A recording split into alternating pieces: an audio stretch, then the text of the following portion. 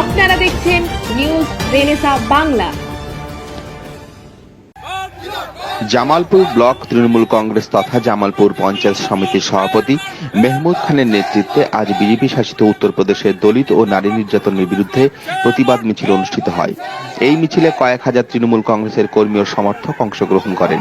মহিলা কর্মীদের উপস্থিতি ছিল চোখে পড়ার মতো।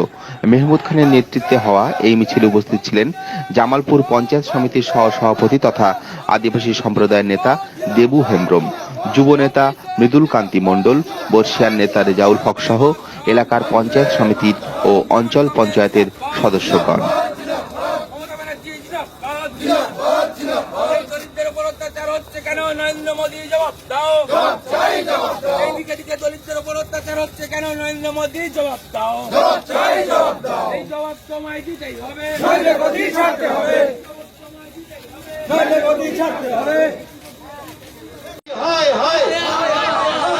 नरेंद्र मोदी हाय हाय, अरे जोगी सरकार छी छी, जोगी सरकार छी छी, नरेंद्र मोदी हाय हाय, नरेंद्र मोदी हाय हाय।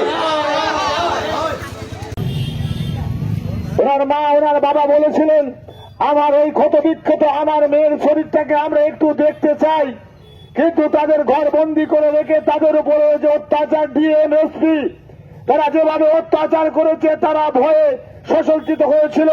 ও আপনারা দেখেছেন, তার জন্য মাননীয় মমতা বন্দ্যোপাধ্যায় উত্তরপ্রদেশে আমাদের একটা প্রতিনিধি টিমকে পাঠানো হয়েছিল।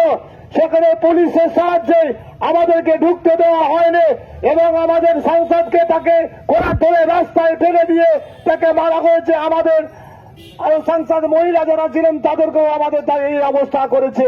এবং যে সংবাদ মাধ্যম যাতে উত্তরপ্রদেশের ওই বাচ্চা মেয়েটার খবরটা যাতে মানুষের কাছে তুলে ধরতে না পারে তার জন্য আপ্রাণ চেষ্টা করেছে। দেখেছেন আপনারা টিভিতে দেখেছেন যে এবিপি আনন্দের যে একটা আমাদের সাংবাদিক আমার বোন, সে বোন যখন যাচ্ছে যে আমাদের একটাই কাজ, আমাদেরকে দেখে আমরা মানুষকে সত্য ঘটনাটা তুলে ধরবো, কিন্তু পুলিশ তাদেরকে ঢুকতে দেয়নি।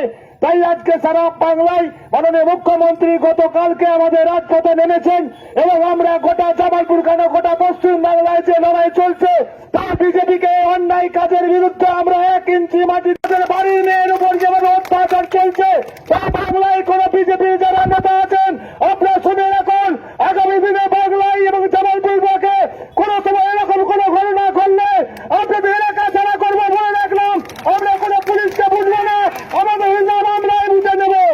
কারণ পশ্চিম বাংলায় মাননীয় মমতা বন্দ্যোপাধ্যায় আছেন।